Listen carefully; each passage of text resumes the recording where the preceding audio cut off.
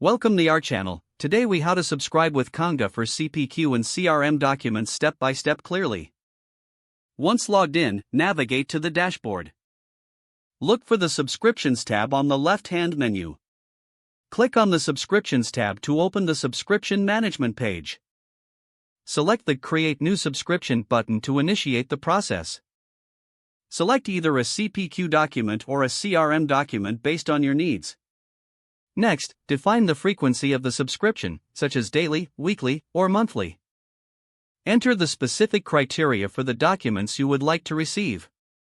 This may include parameters like the document type, status, or any relevant filters. After setting your criteria, review the notification settings. Choose how you would like to receive notifications, whether via email or in-app alerts. Once all settings are configured, click on the Save button to finalize your subscription. A confirmation message will appear, indicating that your subscription has been successfully created.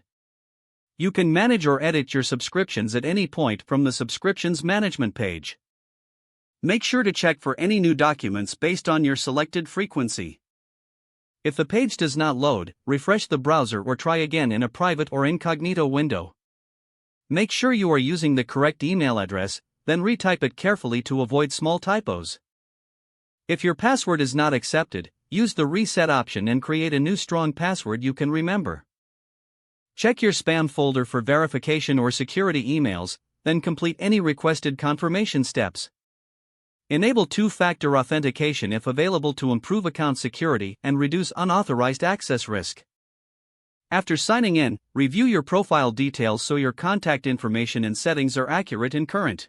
If you see an error message, note it down and try again after restarting your device and internet connection. Log out when you finish, especially on shared devices, to keep your account and payment information secure.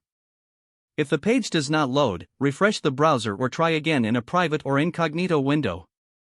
Make sure you are using the correct email address, then retype it carefully to avoid small typos.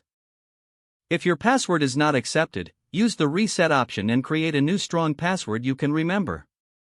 Check your spam folder for verification or security emails, then complete any requested confirmation steps.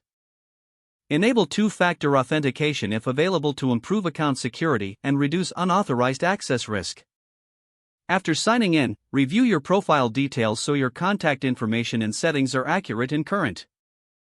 Don't forget to like this video and subscribe to our channel for more step-by-step tech guides.